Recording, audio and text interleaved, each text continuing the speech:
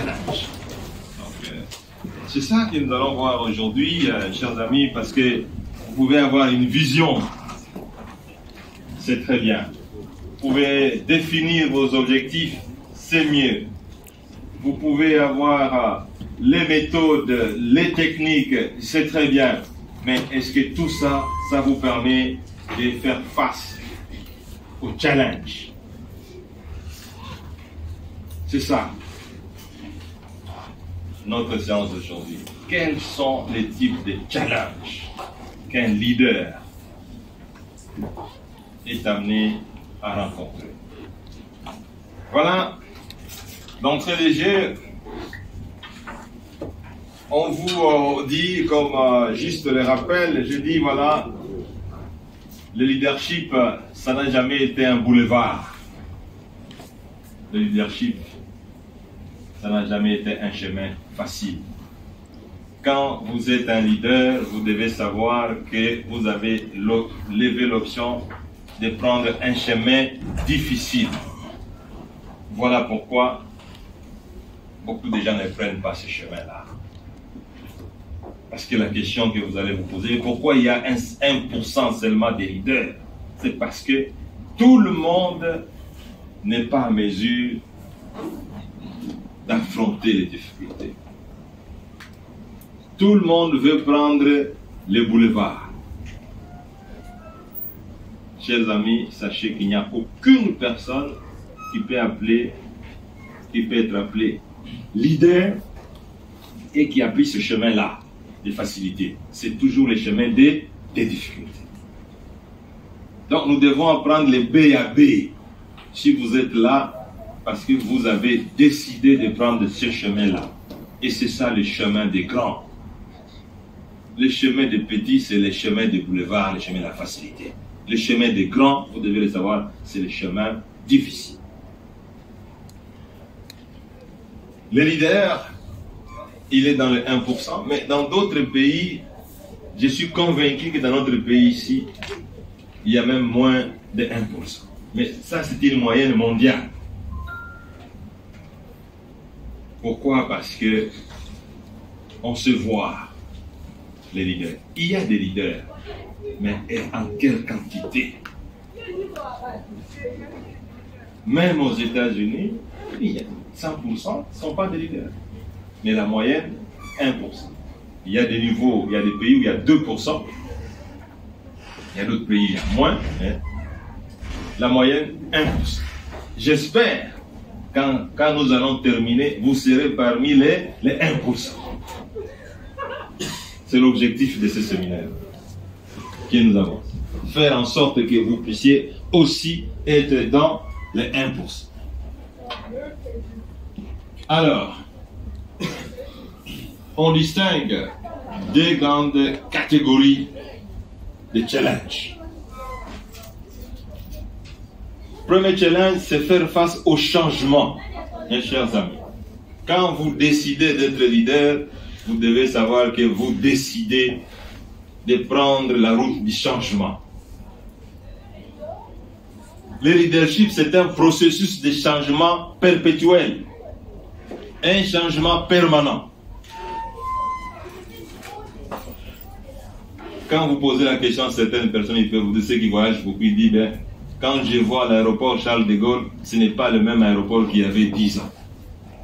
Quand je vois l'aéroport d'Addis Abeba, ce n'est pas le même aéroport qu'il y avait 10 ans. Quand vous regardez l'aéroport de Kinshasa, c'est presque le même aéroport qu'en 1959. Le leadership. C'est un changement perpétuel. Mais, vous devez savoir, le changement est à 3 niveaux. Le changement individuel de vous-même, leader.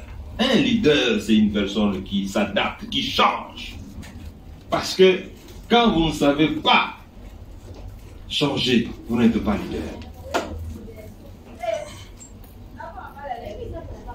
Un étudiant de deuxième licence vient de me poser une question tout à l'heure. Je viens d'une petite conférence, un petit atelier, où on a parlé de la zone de confort. Alors, il m'a posé la question, voilà, comment est-ce que nous, les Congolais qui terminons en licence, qu'est-ce que vous pouvez nous conseiller? Parce que nous n'avons pas de facilité de créer des entreprises. Vous savez la réponse que je lui ai donnée?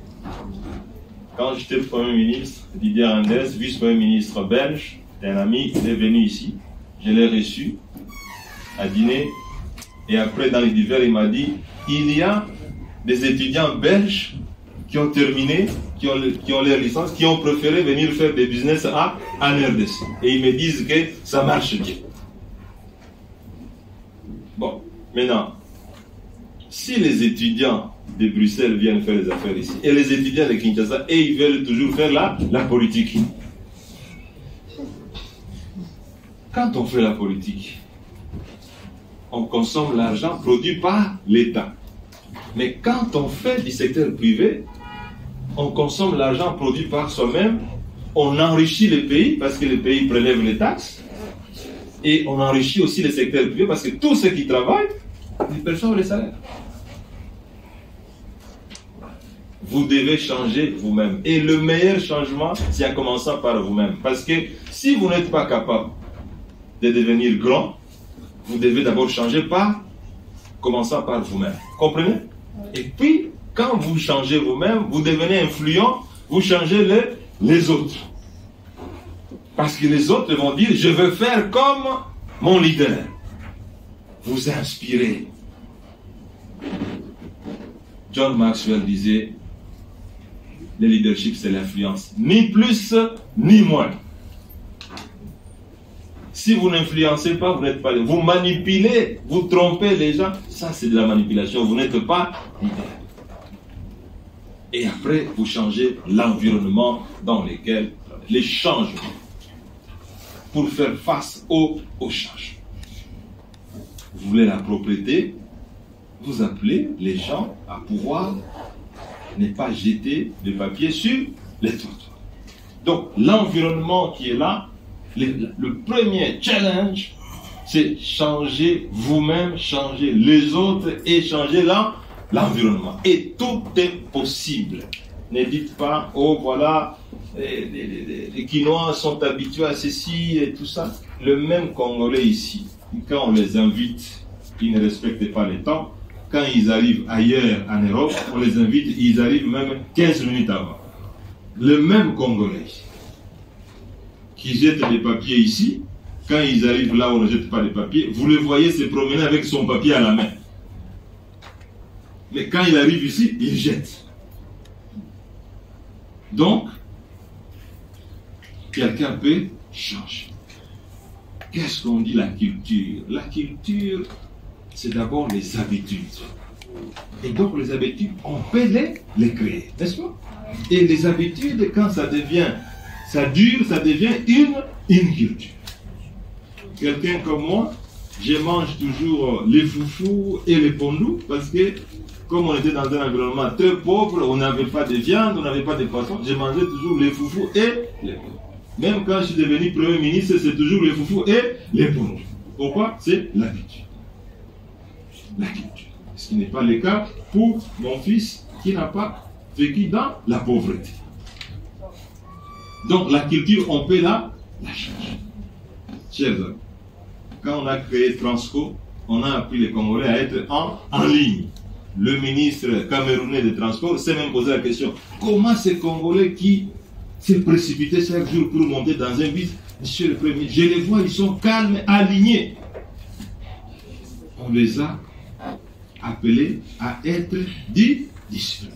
Mais on a aussi créé beaucoup de bus parce que si quelqu'un, il arrive à l'arrêt, il fait 2 heures, le premier bus qui arrive, il va courir.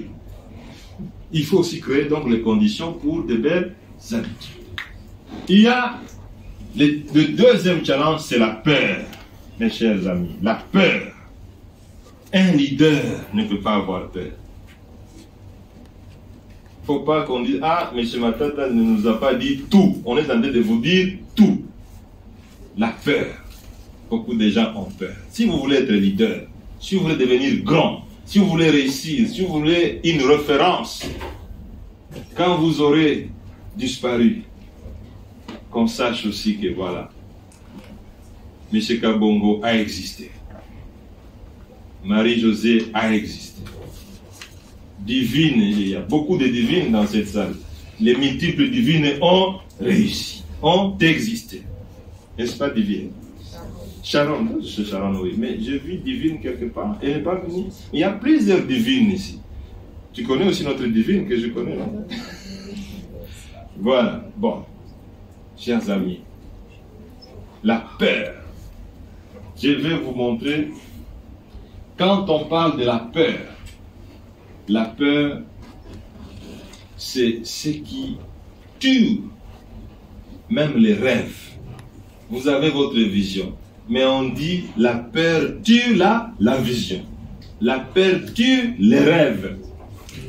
Quand vous avez donc votre rêve, il faut absolument quitter la zone de confort. Beaucoup de gens d'entre vous ici préfèrent mourir dans la zone de confort. Oh, mais vous savez, moi, ça suffit déjà. Ma mère fonctionne, elle travaille, mon père travaille, j'ai déjà... Bon, ça me suffit. La zone de confort. Dieu a besoin à ce que vous soyez plus utile à la société. Que vous fassiez mieux que ce que vous avez, que vos parents ont fait. Mon père était tireur de vin de palme.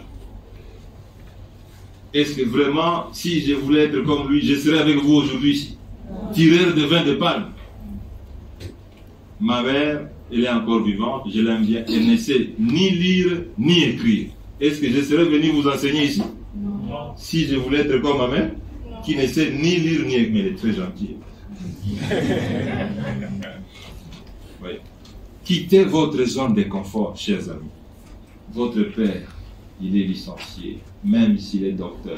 Mais vous allez dire, moi je vais être docteur plus. Vous pouvez toujours faire quelque chose. Vous ne devez pas vous limiter, chers amis. Tous ceux qui sont en train de faire des merveilles dans ce monde n'ont pas de cerveau. Il n'y a aucune étude scientifique qui avait dit que les cerveaux, si c'était le cas, les Blancs l'auraient déjà dit. Il n'y a aucune étude qui dit qu'il y a un cerveau qui est faiblement constitué et qui appartient au noir. Non, c'est faux et argent. Tous les cerveaux sont identiques. Mais c'est la façon maintenant de les exploiter. Donc, vous devez comprendre que vous devez quitter votre zone de confort pour aller dans la zone de grandeur. Les leaders doivent être grands. Les leaders doivent être grands. Même si vous venez de Pagadjouma, vous pouvez devenir grand. Madame, c'est pas ça? Voilà. Donc, il faut quitter la zone de confort pour aller vers la zone, évidemment, vous devez passer par la zone de peur et la zone d'apprentissage pour régler les problèmes, acquérir de nouvelles compétences, agrandir.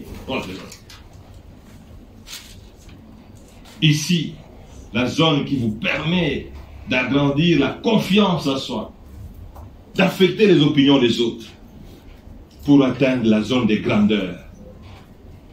L'histoire, chers amis, retenez, l'histoire ne retient que les noms des gens qui ont atteint cette zone-là. Les gens qui ont travaillé pour le progrès de l'humanité.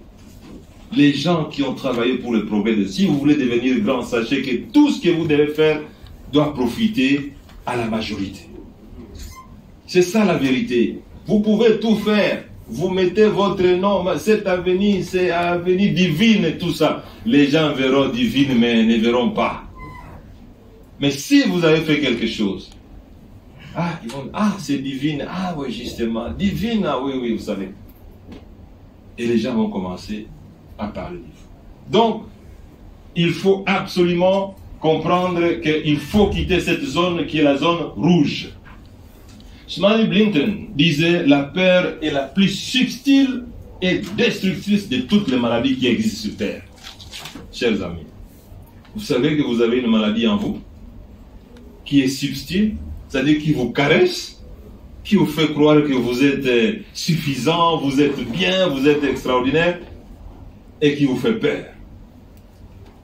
Blinton, c'est la maladie la plus subtile, mais la plus destructrice. La peur. Si vous voulez devenir grand, vous voulez devenir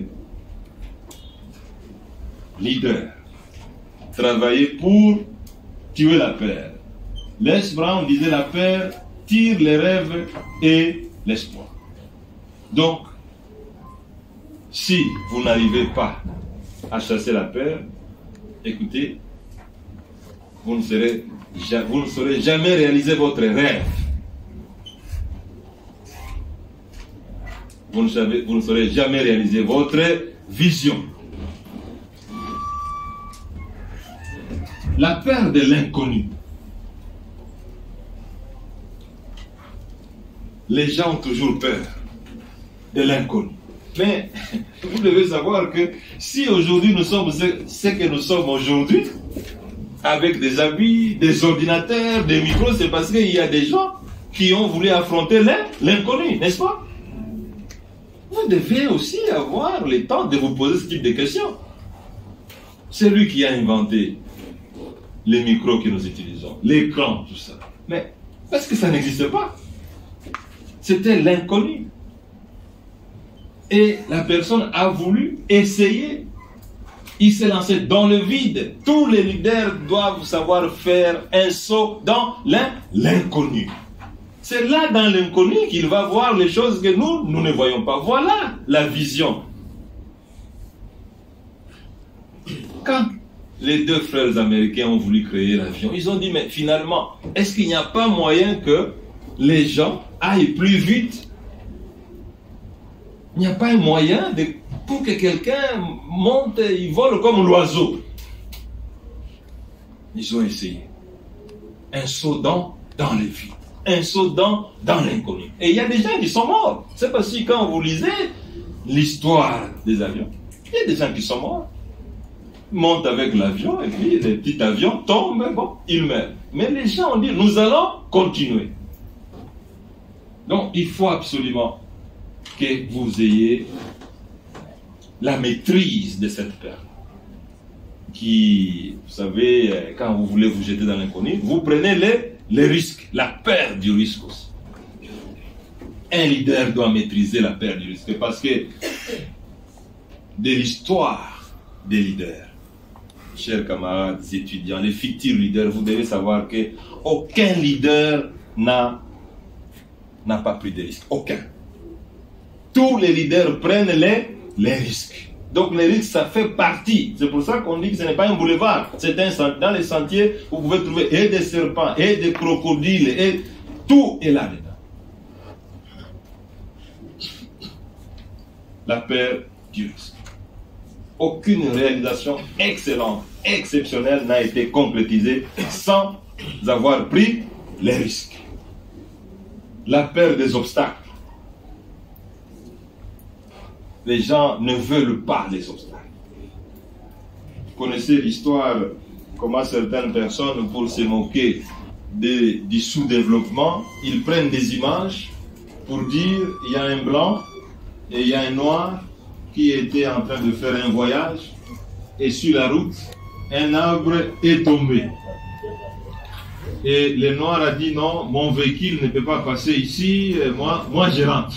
Je vais expliquer pour dire je ne suis pas arrivé à destination parce que j'ai trouvé un arbre. Il est rentré, il est resté dans le sous-développement. Le blanc, lui, a cherché comment couper l'arbre et continuer. Les obstacles. Vous devez savoir affronter les obstacles et les surmonter. C'est ça les qualités des leaders. Les obstacles, même s'ils vous sont tendus par vos adversaires, souvent ce sont les gens. Il y a même des parents qui disent, mais moi, c'est moi ton père, je te dis que ça tu ne peux pas faire. Dans notre famille, il n'y a jamais quelqu'un qui a fait comme vous. Laissez ça. Vous n'avez jamais entendu parler de ses parents, hein? Tantôt, c'est votre mère, dit non. Vous voulez devenir, non. Cherchez un mari, restez là. Moi, votre mère, j'ai réussi bien, non?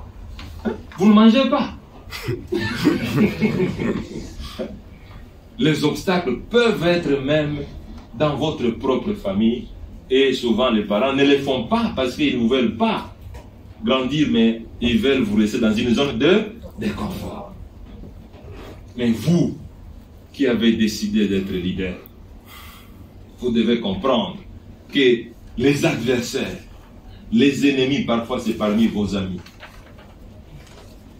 Un ami vous voit que non, vous avez un potentiel, vous êtes en train de prendre la bonne. Attention, moi je vous aime beaucoup, je préfère vous voir vivant. Ça ne va pas, vous allez mourir. En réalité, il ne veut pas que vous puissiez progresser. En réalité, vous ne voulez pas. Il ne veut pas que vous puissiez progresser. Donc, faites attention. Quand vous voulez réussir, sachez que c'est une décision seule. En réalité, vous êtes unique sur cette terre. Vous n'allez pas vous référer à des amis, à des frères. Vous vous référez à vous-même. Nous avons dit qu'il faut savoir parler soi-même, n'est-ce pas? Et à soi-même. Alors, la peur des critiques négatives. Mais vous savez, les gens, non, on va me critiquer. Mais non, même si on vous critique. Combien de fois on m'a critiqué, moi, contre la cravate rouge? Je dis, je m'en fous. Ça ne me regarde pas. Le plus important, je sais pourquoi j'ai porté la cravate rouge. Qu'on dise que c'est une cravate de sorcellerie, j'accepte. Des maïkari, j'accepte. Des francs-maçons, j'accepte. Mais ces mêmes gens-là, quand ils ont besoin de trouver les problèmes, ils viennent voir la cravate rouge. C'est le plus. Chers amis, quand les gens vous critiquent, on dit les chiens aboient la caravane. Quand vous avez votre radar, votre vision, vos objectifs, les gens pas dans ça comme dans un autre, vous allez. N'ayez pas peur des critiques négatives. Plutôt les capitaliser. Vous les capitalisez. Il ne faut pas tomber dans le piège de ceux qui critiquent. Non. Vous voulez atteindre vos objectifs, être comme quelqu'un qui est comptabilisé, comme les contributeurs, vous devez savoir faire fi aux critiques négatives. Surtout quand vous avez votre radar fixé. Les meilleurs pilotes, quand ils sont dans la zone de tempête, ils ne parlent à personne. Parce qu'il sait qu'il est dans une zone critique. Donc vous devez maintenir le cap. La peur de mourir, mes chers amis. La peur de mourir. Beaucoup de gens ici ne veulent pas mourir. Oh, mais vous savez, vous allez mourir. Et vous allez laisser vraiment cette belle voiture ici. Il ne faut pas faire ça. La peur de mourir. Si vous voulez être leader, sachez que vous devez aussi rompre cette peur de mourir. Je sais que c'était une question sensible. Je vois tout le monde c'était. Mais la mort, vous n'avez jamais vu des gens, ils sont dans leur maison en train de dormir et il y a un véhicule qui vient, cogne et la personne meurt. Vous n'avez jamais vu ça? Oui. Moi, je suivais à la télévision les images. On a montré en Côte d'Ivoire un mur qui est tombé sur la parcelle voisine. Et la personne est morte, était dans la parcelle voisine. Ça s'est fait ici, aussi à la zone de Kassabou, quand j'étais encore Premier ministre. Quelqu'un construisait sa maison. Et pendant la pluie, les murs sont tombés sur la parcelle voisine et les personnes sont mortes. Quand vous avez votre projet, vous avez une vision. Écoutez, s'il faut mourir, mourrez. Ah, vous n'êtes pas convaincu. Ah bon? Ça, vous n'acceptez pas? Mais alors, s'il n'y avait pas des gens qui ont aussi accepté de mourir, mais il n'y aurait personne qui soit arrivé à la Lune. Il n'y aura pas de satellites. Parce que vous savez que tous ces satellites-là, est-ce que vous savez qu'il y a des gens qui font une année là, dans l'air? Vous n'avez jamais entendu parler? Il y a des gens qui passent une année. Mais ils sont dans une capsule, il n'y a rien en fait. Toute une vie pendant plus d'une année, vous pouvez vous imaginer quelqu'un dans une capsule. Mais ce qu'ils font là est utile à nous qui sommes ici. Parce que quand vous avez votre téléphone là, tout ça, mais tout ça, ça dépend des satellites, n'est-ce pas? Mais il faut qu'il y ait des gens qui aient pris des risques. Et vous savez qu'il y a des gens qui sont morts.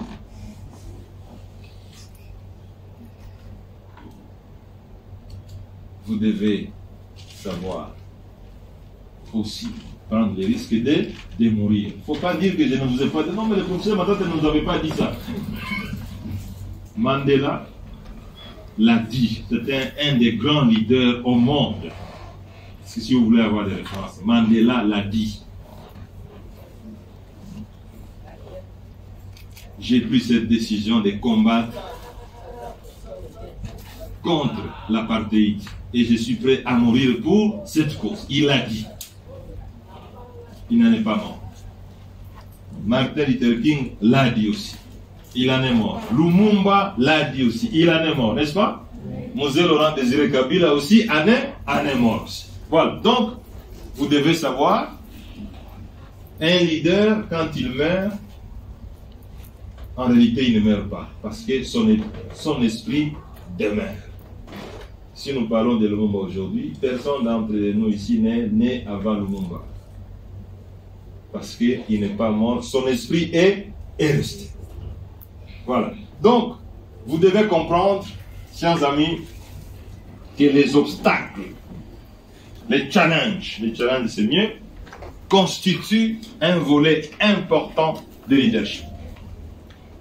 Nous sommes en train d'atterrir, il nous reste 2 minutes pour terminer les 30 minutes.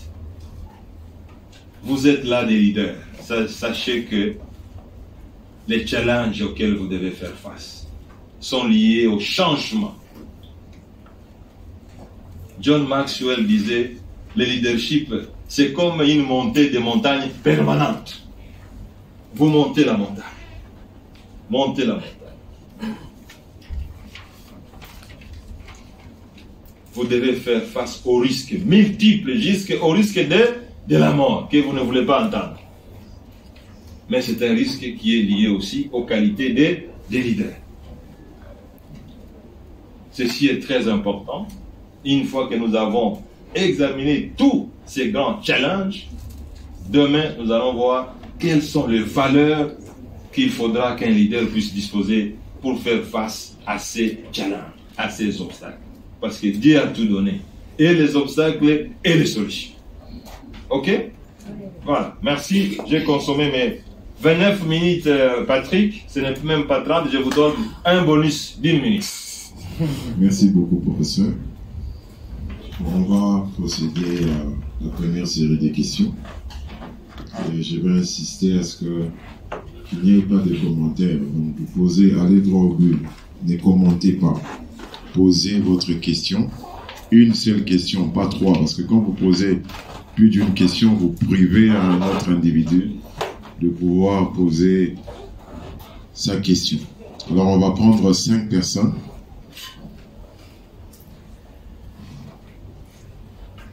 Donc, on prend ici, on prend Grâce. On va prendre Jojo. Donc, on commence ici. Vous vous présentez, vous déclinez un peu votre identité. Si vous êtes étudiant, vous donnez votre faculté, option. Si vous n'êtes plus étudiant, vous donnez votre...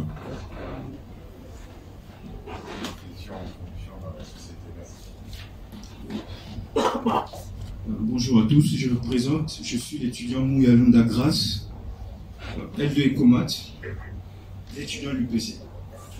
Alors je pose une question, professeur, ça se réfère aussi à la séance passée. Je veux savoir, professeur, puisque vous parlez souvent de la malédiction du leadership, et ici dans cette salle, nous avons des présidents honoraires, des présidents, des étudiants, et vous qui êtes professeur, en même temps sénateur aussi, vous tous avez étudié dans l'ancien régime. Et aujourd'hui, quand je parle d'ancien régime ou système, c'est-à-dire avant le système LMD. Et aujourd'hui, on vise à instaurer, on veut, d'ailleurs même c'est déjà opérationnel, instaurer le système LMD. Alors nous qui sommes encore étudiants, nous sommes dans cette malédiction. Selon vos propos, nous sommes dans cette malédiction, nous vivons, nous subissons les conséquences de cette malédiction du leadership. Parce que l'ancien système ou l'ancien régime a démontré ses limites. Et ces limites sont des manières conséquentes. Et ces limites sont très considérables. pour faire en sorte qu'il y ait changement des systèmes pour que nous puissions adopter le système LMD.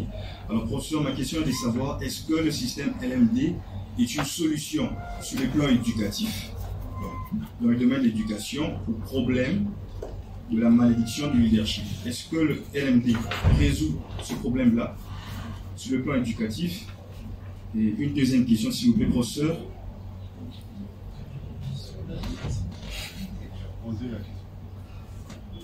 Professeur, je veux comprendre ce concept, ce couple mentalité de leadership et capacité de leadership.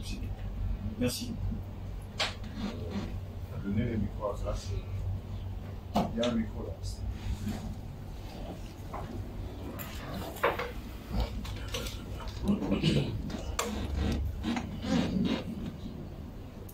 Merci pour la parole.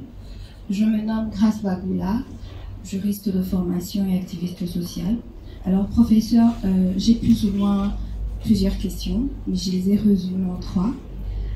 La première se base sur part de votre croquis, le croquis de la zone de confort que vous avez exposé tout à l'heure.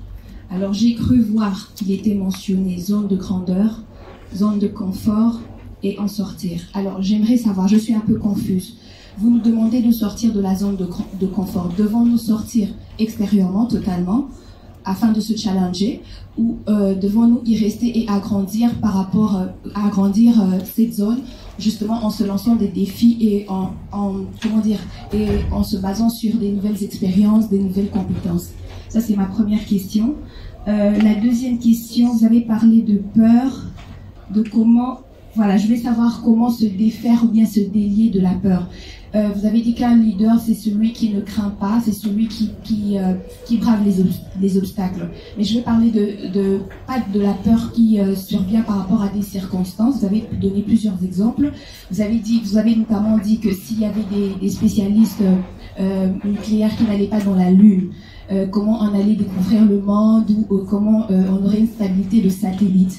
Moi, je me dis, au fait, il y a de ces peurs naturelles. Donc, en tant qu'être humain, je me dis, je veux oser faire quelque chose, mais je suis bravée par une peur intérieure, une sorte de phobie. Quels sont les éléments, en tant que professeur, quels sont les éléments que vous pouvez nous donner ou orienter pour guérir de cette maladie? Et ma troisième et dernière question. C'est une question. S'il vous plaît. Merci. Okay. Jojo.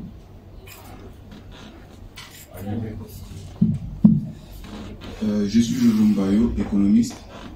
Professeur, je voudrais savoir, par rapport à votre parcours de leader, parlez-nous un peu de la fois où vous vous êtes relevé après un obstacle. Un exemple.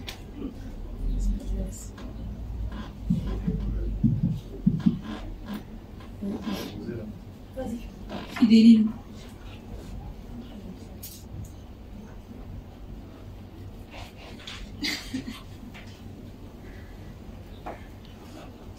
Allez-y, madame.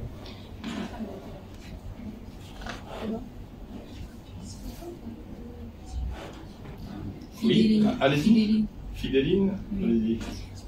Affronter les changements et avancer. C'est par rapport à cela que déduit ma préoccupation.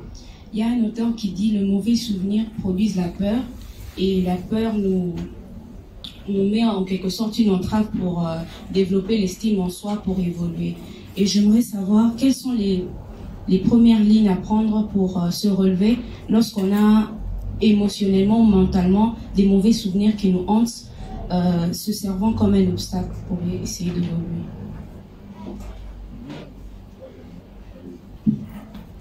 Caleb Tchombe, L2 FBA. Caleb Tchombe, L2 FBA. Ma question est celle de savoir, en ayant participé à cet atelier, j'ai compris des caractères complexes du leadership. À travers toutes ces notions, je me demande qu'il serait obligatoire de participer à une formation pour comprendre ce que c'est le leadership, ou on peut naître sans participer à une formation et devenir leader. Les 5 questions sont posées. On va passer le micro au professeur pour vérifier avec les réponses.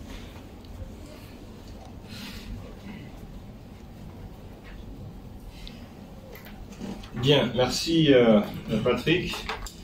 Gracia Lunda parle de malédiction du leadership.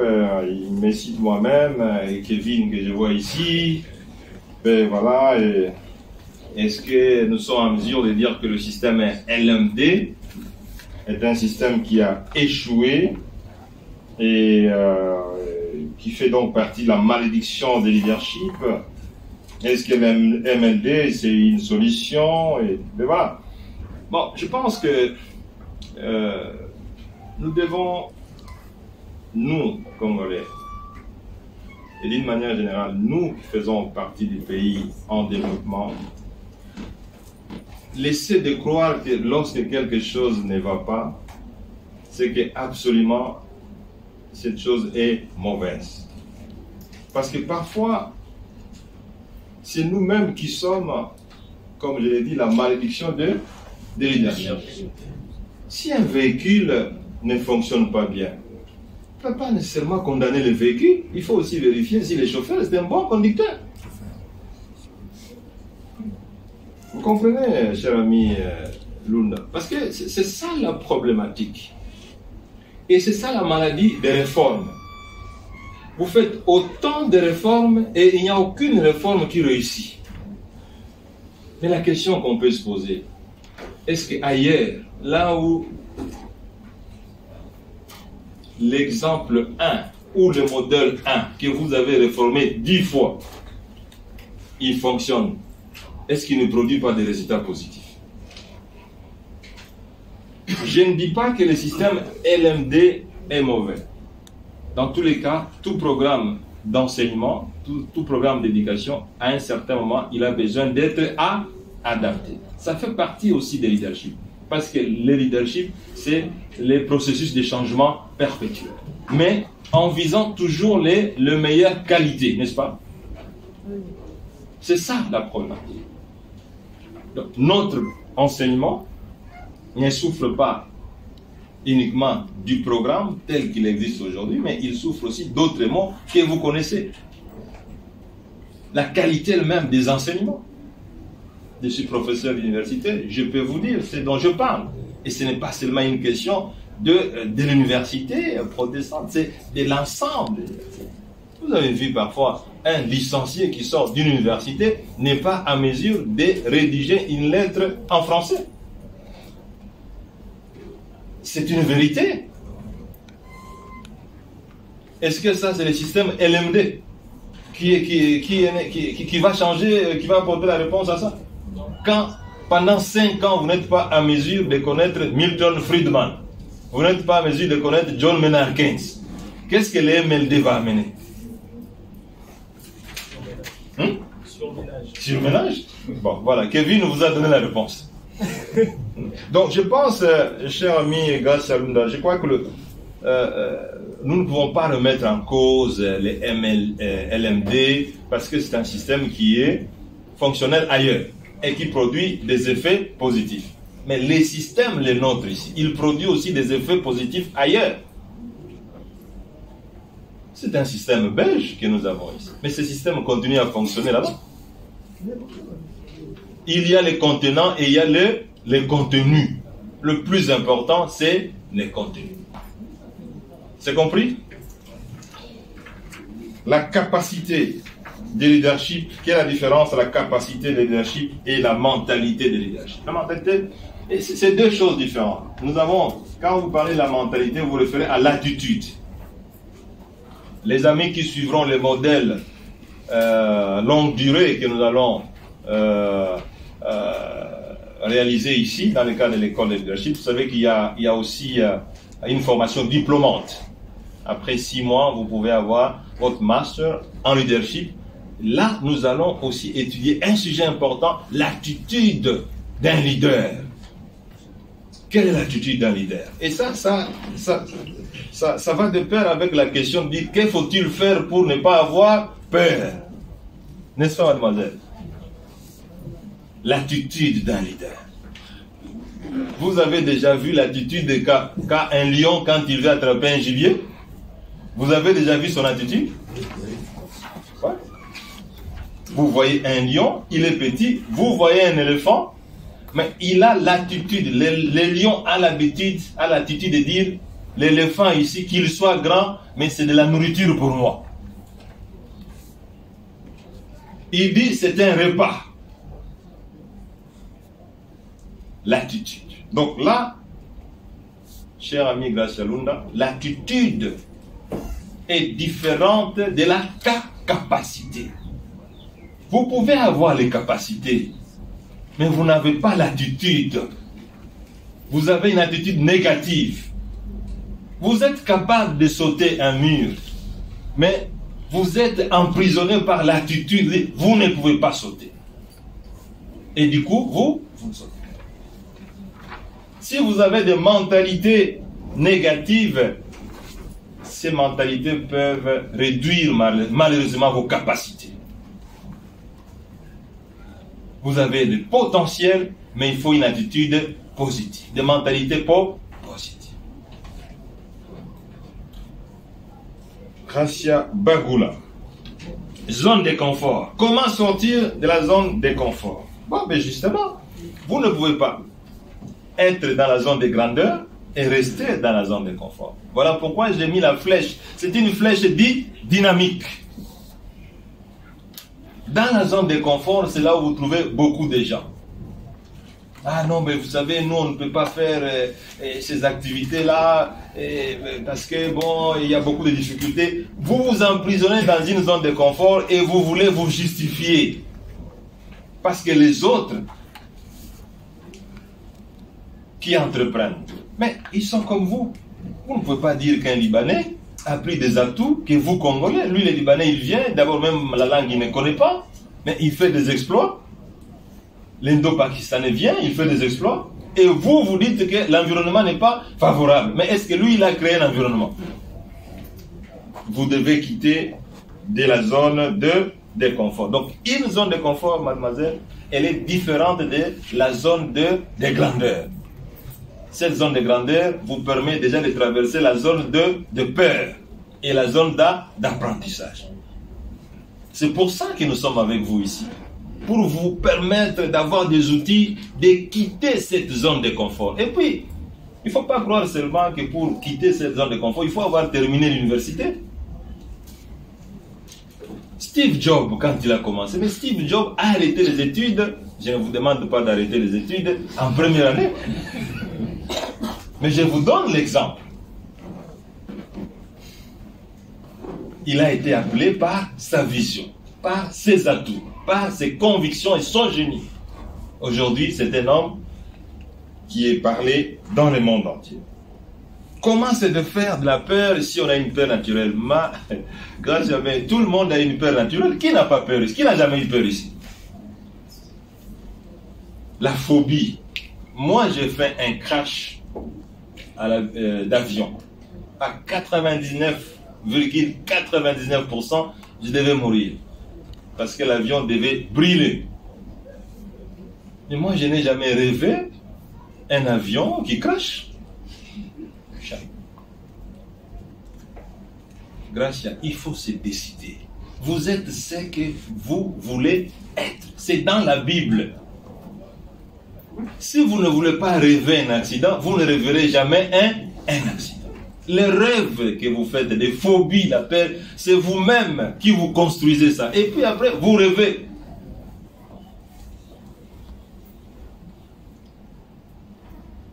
C'est très important, mademoiselle Gracia Bagula. C'est pour ça qu'il y a 1% déjà. Comment vous ne pouvez pas vous poser la question, pourquoi 1% de la population? C'est-à-dire, il y a des gens qui se décident de ne pas avoir peur. Et si vous n'avez pas peur, vous n'aurez pas peur. Je vais vous donner l'histoire de Les Brown, qui est un grand conférencier sur le leadership. Si vous entrez dans l'Internet, vous allez le voir. Les Brown.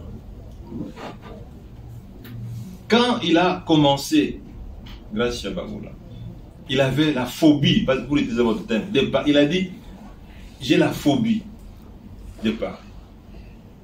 Il est né dans une famille pauvre et il a passé 3 ans dans un véhicule, en train de dormir dans un véhicule. son mentor lui a dit un jour, écoutez, monsieur, ne dites plus ça, parce que lui, il est allé pour dire qu'il veut être conférencier.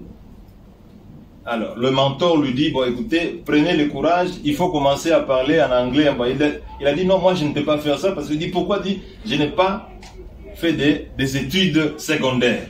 Son mentor lui a dit, à partir d'aujourd'hui, Les Brown, ne dites plus ça, parce que ce que vous dites, c'est ce qui vous arrive. Il est devenu un grand conférencier, quelqu'un qui dormait dans un véhicule, il est aujourd'hui milliardaire. Donc, c'est vous qui décidez. La paix, elle est construite par nous-mêmes. Et il faut lire là-dessus, parce que vous avez dit quels sont les éléments. Lisez. S'il y a un secret, grâce à Bagoula, que je ne peux pas vous cacher, c'est de lire. Lisez. Prenez le temps de lire, chers amis.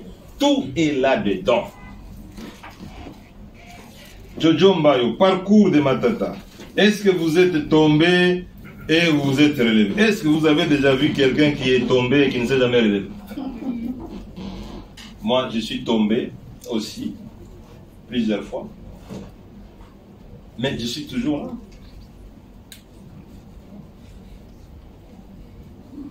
C'est ça aussi le leadership. Vous devez savoir tomber et vous relever. Échouer et toujours vous relever. Le parcours d'un leader est jonché d'obstacles. C'est la comptabilité des échecs et des réussites.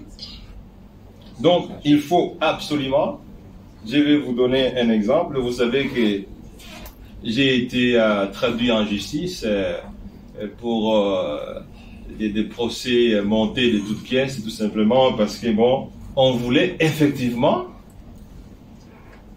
que je puisse me décourager, que je puisse tomber. Mais je suis debout, n'est-ce pas? Les exemples sont là. Ça, c'est l'exemple le plus récent. Quand on m'a traduit en justice, j'étais en Guinée. En fait, je conseillais avant ces fameux procès rocambolesques, 3 présidents de la République, et quand on m'a traduit en justice, j'étais en Guinée. Beaucoup de gens m'ont dit, Monsieur Matata, ne venez pas, on va vous mettre en prison. J'ai dit, je vais rentrer. Mais on va vous mettre en prison. J'ai dit, je vais rentrer. Je ne me reproche rien. Je n'ai pas pris $1 et donc je ne peux pas, en tant qu'une personne convaincue, je vais rentrer. La Cour constitutionnelle a produit son arrêt et m'a dédouané. Jojo, j'espère que vous avez compris le courage. Si vous êtes leader et que vous n'avez pas peur d'entrer en prison, alors là, il faut être leader. Vous devez savoir affronter les obstacles. Fidéline, affronter les changements et avancer. Est-ce que la peur, les mauvais souvenirs ne peuvent pas bloquer quelqu'un? Tout le monde peut avoir des mauvais souvenirs. Et c'est même là la vie, les hauts et les bas. Mais un leader doit toujours se référer aux bons souvenirs, n'est-ce pas? Les mauvais souvenirs, vous les jetez dans la poubelle de l'histoire. Il ne faut pas que ça vienne étouffer vos projets. Le leadership, c'est tourner toujours vers le futur. Les échecs du passé constituent le fumier, la boîte à outils, pour que vous ne puissiez pas répéter les mêmes erreurs. Tchombe, le caractère complexe du leadership. Est-ce qu'on peut naître sans participer à une formation et devenir leader? Non, mon cher ami, c'est pour ça que vous êtes là. Tout le monde naît leader, mais tout le monde ne devient pas leader. Vous avez besoin des mentors, vous avez besoin de rôles modèles. C'est pour ça que vous êtes là. Quand vous arrivez à la primature, dans mon bureau, j'avais mis les photos de Lumumba, par exemple. Si vous regardez très bien jusqu'aujourd'hui, dans le bureau du Premier ministre, vous allez voir qu'il y a une photo de Lumumba. Si vous regardez dans la salle du conseil où le Premier ministre Samalou Kondé rencontre des personnes, vous allez voir quelque part le buste de Kasavubu. Il y a un buste de Kasavubu qui est là. Si vous regardez dans la salle de Troïka stratégique, j'avais mis certaines photographies de ce qu'on a considéré comme certains premiers ministres de référence. Vous trouvez Tshisekedi Wamulumba qui est là, vous trouvez Kengo Adondo qui est là, et vous trouvez Lumumba aussi. C'est pour permettre aux jeunes gens qui venaient chaque vendredi à la primature, et on les faisait visiter la primature. Et il y a des jeunes gens qui ont dit, après mon passage à la primature, je deviendrai Premier ministre. Les rôles modèles, les références. Il faut un mentor, cher ami, il faut un mentor. Le verbe mentor existe en anglais, to mentor, to mentoring. Donc, le cours peut ne pas se faire seulement matériellement comme ça peut aussi se faire par Internet, ça peut aussi se faire en lisant les livres. Vous pouvez vous former vous-même. Tous ces grands que nous citons ici, les Maelstrom, Moreau, les John Maxwell, Les Brown, tous ces gens ont écrit autant. Bon, c'est en anglais, mais l'anglais ce n'est pas un obstacle pour un leader. Ok? Merci. Voilà, il reste, je crois, 7 minutes. 7 à 6 minutes, donc on va prendre 3 dernières questions. Et permettre au prof de répondre encore le président honoraire, l'ancien président Kébri. On va prendre encore. Ça s'appelle bonus. Et je crois, là, si tu as déjà posé la question, et je prends Dani qui respecte. Merci beaucoup, professeur, pour le croix du verbe. J'ai juste une question. Oui, Kevin. Il y a souvent des proverbes ou des mots que nous voyons. On dit souvent que les temps durs créent des hommes forts et des hommes forts créent des hommes faibles lorsqu'ils arrivent à ces temps-là. Moi, je me pose la question, est-ce que c'est ça le problème du leadership? Parce que vous nous avez dit que nous ne devons pas avoir peur des obstacles, nous devons les affronter. Or, lorsque nous affrontons ces obstacles, nous quittons la zone de confort vers la zone de grandeur. Nous allons atteindre notre point culminant. Mais à ces moments-là, qu'est-ce que nous devons faire? Devions-nous accompagner les autres sur le même chemin ou voilà, on s'est dit, voilà, nous sommes arrivés et nous ne devons pas faire subir les autres la même chose, nous devons les aider. Là, c'est ce qui me trouble parfois. Mais aussi, c'est comme une sous-question, lorsque vous étiez devenu Premier ministre, quelle était votre peur, l'obstacle que vous avez rencontré dans le système? Parce qu'on dit souvent, pour dérégler un système, vous devez faire partie du système. Donc, je me dis que vous êtes associé au système pour les déboulonner, on peut le dire comme ça, ou vous avez pris des mesures très strictes. Merci.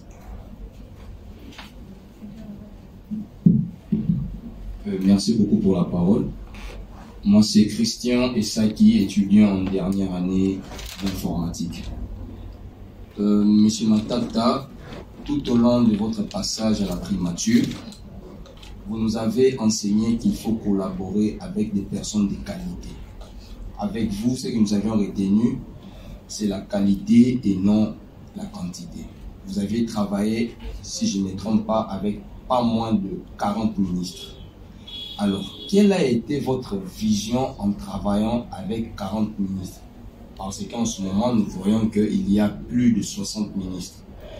Et de ces faits, je voulais profiter, étant donné que je suis dans le secteur numérique, comment ça s'est fait que pendant vos 4 années dans la primature, les secteurs du numérique n'évoluent pas? Aujourd'hui, nous avons le ministère du numérique, mais nous avons aussi le ministère pétentique. Et j'aimerais un peu savoir quelles sont les attributions des uns et des autres et comment vous avez eu à avoir la vision du numérique à votre époque. Merci beaucoup.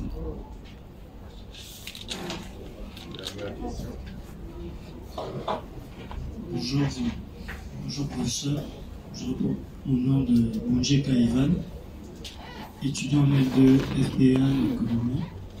La question est celle-ci, je vous ai suivi religieusement, vous avez exposé les deux catégories des challenges inhérents au leadership. Et donc, selon ma petite compréhension, j'ai compris que ces deux catégories se rapportaient à des personnes aspirant leaders, à des personnes qui aspirent à devenir des leaders. Ma question est celle-ci, quel est le plus gros challenge pour un leader déjà? Serait-ce un autre leader? Pour un leader qui existe déjà. Voilà, pour quelqu'un qui est déjà leader. Quel serait pour lui le plus grand challenge à surmonter? Et j'avais une petite réponse. Je pense que son obstacle naturel serait un autre leader, mais j'aimerais avoir votre expertise sur la question. Maurice, la dernière question. Ma question est celle de savoir quel est le plus grand challenge pour un leader déjà. Oui, tout à fait. Et je supposais que ça devrait être un autre leader, mais j'aimerais avoir votre expertise. Ah, ok. Bien. Et il y a une dernière question? Voilà. Dernière question alors. Comme ça, on termine. Merci beaucoup. David Moudimbi, oui. Licencié en économie. Ma question est de savoir, professeur, je vous ai suivi quand vous avez parlé, vous avez donné l'exemple du Singapour par rapport à comment il y a eu l'évolution. Alors, avec mon mémoire, j'ai quand même un peu étudié le Singapour. Oui. Et j'ai eu à voir que le président Lee avait quand même des décisions assez, enfin, disons qu'il était un peu dictateur pour élever le niveau de sa population. Oui. Alors, ma question est de savoir, c'est vrai qu'on est en train de parler du leadership. Et on se rend compte peut-être dans une organisation, il y a des gens qui ont vraiment ce leadership, mais ils n'arrivent pas à l'imposer. Pensez-vous que pour la RDC, il faudrait quand même appliquer la dictature dans certaines choses pour quand même voir le changement? Merci. Mais c'est très bien, Divine, une très bonne question. Ah, voilà, il y a dans la bibliothèque ici, nous avons le livre de M. Lee Kuan Yew, qui est l'homme miracle de Singapour, parce que avant qu'il ne devienne le patron de Singapour, à Singapour c'était comme la RDC. Et après, la RDC est devenue très loin. Et est restée très loin. Ben voilà, alors, et Kevin voulait savoir, il dit, les temps durs créent des hommes forts. Est-ce que c'est cela le processus pour les autres qui sont devenus leaders et qui sont dans la zone de profondeur, s'ils doivent laisser les autres passer par la même zone, le même processus, c'est ça? Bon, écoutez, un leader doit absolument passer par toutes ces étapes. On ne décrète pas quelqu'un leader. Si vous lisez l'histoire de tous les grands leaders, cher ami Kevin, c'est ces chemins-là. On appelle chemin des combattants. Vous ne pouvez pas être un leader sans avoir traversé les zones de peur, les zones d'apprentissage. Mandela a fait près de 25 ans, 27 ans en prison. Ce sont des étapes d'apprentissage où vous bravez la peur. Vous êtes emprisonné, vous êtes retenu. Et les grands leaders passent des moments de preuve. Dans la Bible aussi, il est dit aussi que Dieu éprouve pour préparer ses enfants. Est-ce que vous avez déjà vu le processus de production du diamant? Vous connaissez le processus de production du diamant? Ça passe par une preuve à haute température. Les diamants lui-même dans l'état brut, parfois, vous ne pouvez pas bien le percevoir. Ou bien l'or, dans son état brut, ce n'est pas ce qu'on vous montre. Bon, on voit que c'est... Mais pour que ça sorte de l'or ou des diamants, il y a un système de production à haute pression. L'épreuve. Vous ne pouvez pas être leader sans passer par le chemin de preuve. Donc, il faut savoir affronter la peur. Moi, j'étais Premier ministre. J'ai affronté aussi la peur, Kevin. Je vous ai expliqué ici quand nous avons mis en route le système de paiement bancaire. Certains militaires qui étaient des bénéficiaires, en tout cas, ont menacé le Premier ministre de mort. Quand on vous menace de mort, vous ne pouvez pas avoir peur. Mais est-ce que la peur a gagné? Non. Parce que la réforme a été appliquée.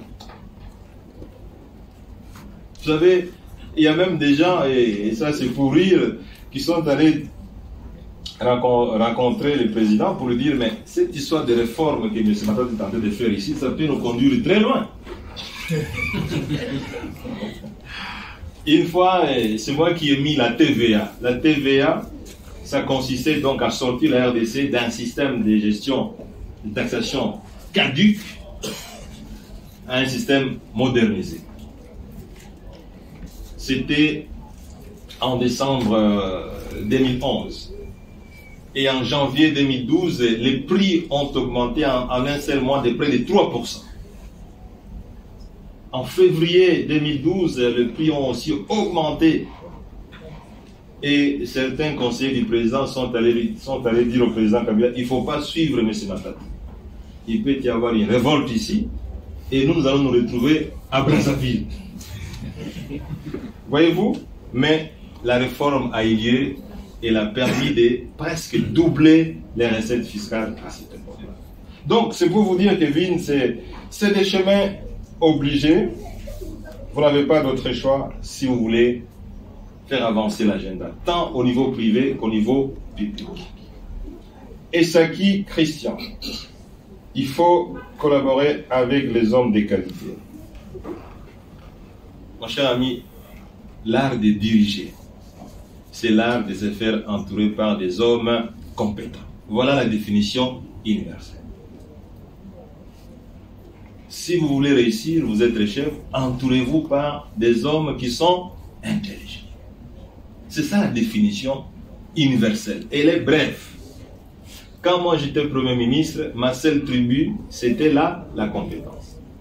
À la primature, il y avait très peu de gens de ma province. Il y avait des gens brillants. Mon directeur de cabinet était de Sud-Oubank. Vous connaissez le professeur Ngonga.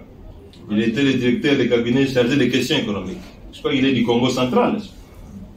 Mais brillant. La vraie tribu, c'est la brillance. Mais vous avez commis une erreur. Nous, on n'était pas 49, mais on était 36. C'est l'équipe la plus réduite depuis près de 10 ans. On était 36 000. On l'appelait l'équipe des surdoués. Après moi, il y a un gouvernement de 69 personnes. On a presque doublé. Mais pour quel résultat? C'est la qualité qui compte. Et pas la quantité. Le ministère du numérique, vous avez raison, il y a beaucoup de problèmes en ce qui concerne le système de la numérisation. Mais tout ça, c'est un problème de leadership, cher ami. C'est un problème de leadership. Regardez aujourd'hui, quand vous avez besoin de quelques spécialistes dans le domaine de l'informatique, parfois on vous envoie des Rwandais. C'est un problème de leadership. Donc, le système de numérisation, vous avez raison, c'est un système qui a un retard très important. Mais il faut corriger ça. Il faut prendre des décisions qui s'imposent. J'espère que quand vous allez terminer, vous allez être conseiller du gouvernement. N'est-ce pas? Il faut y croire. Hein? vous êtes ici en train de vous être formé comme leader. Vous allez dilapider toute cette formation pour rien. Divine Mudimbi, pour terminer. Lee Kuan Yew, qui est dans cette salle, parce que ces ouvrages sont là, était-il un dictateur pour que le Singapour devienne ce qu'il est aujourd'hui? Lee Kuan Yew n'était pas dictateur, il était autoritaire. Il y a une différence. Comme tu es licencié en maths, en économie mathématique, un régime autoritaire est différent du régime dictatorial. La dictature, c'est un groupe de gens au profit d'eux-mêmes. Vous comprenez? La dictature, ce n'est pas un pouvoir qui est tourné vers les autres. Vous voyez, Divine? C'est ça la dictature. C'est pour ça que la population n'est pas d'accord avec la dictature. C'est un individu, un groupe d'individus qui n'appliquent pas la définition de la politique. La politique, c'est la gestion de la République au profit de la population. C'est ça. Un régime autoritaire, par contre, c'est un régime qui essaye d'appliquer de manière rigoureuse, stricte, pour imposer une certaine discipline, mais au profit de la majorité. Vous comprenez? C'est ça le régime. Et un régime autoritaire, à un certain moment, chers amis, je ne prêche pas la dictature ici, parfois c'est important. Regardez les désordres qu'il y a parfois dans la circulation. Un chauffeur de bus 217 tombe en panne. Un grand professeur d'université brillant, il vient, il se cogne, il meurt. Est-ce que c'est normal ça? Vous perdez une tête à cause d'un individu qui a parqué le véhicule de manière maladroite. Les désordres divins nécessitent parfois un pouvoir autoritaire, mais qui est différent du pouvoir dictatorial. Quand vous lisez l'histoire, il faut lire l'histoire, mademoiselle. Venez ici, lisez aussi certains livres. Le régime. Quand vous êtes dans un pays où certains ont des véhicules avec des volants à gauche, d'autres ont des véhicules avec des volants à droite. Vous voulez dire que dans le monde entier où les véhicules ont les volants d'un seul côté, ces gens-là ne savent pas réfléchir. Hein? Entre nous. Nous sommes ici en cours de leadership. Vous voulez dire que ce sont ces gens-là qui sont mauvais et nous sommes dans la bonne voie. Parce que les études démontrent effectivement que dans un tel système, les risques d'accident sont très élevés. Mais il faut un certain autoritarisme, n'est-ce pas, pour dire qu'à partir des moments, personne d'autre. Mais c'est un problème de leadership. Quand les gens divines construisent sur les caniveaux, et quand il pleut, toute la commune de Lingwala est sous eau. Tout simplement parce que les caniveaux que les Belges ont construits et qui devaient canaliser toutes ces eaux vers le fleuve, des caniveaux parfois de 2 mètres de profondeur, ces caniveaux-là sont fermés. On a construit au-dessus. Le leadership. Faut-il casser les maisons qui sont sur ces caniveaux pour sauver toute une commune, ou faut-il laisser, au nom des droits de l'homme, au nom de la démocratie, quelqu'un qui a construit sur un caniveau?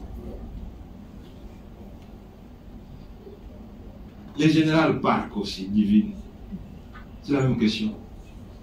Était-il un dictateur ou un autoritaire?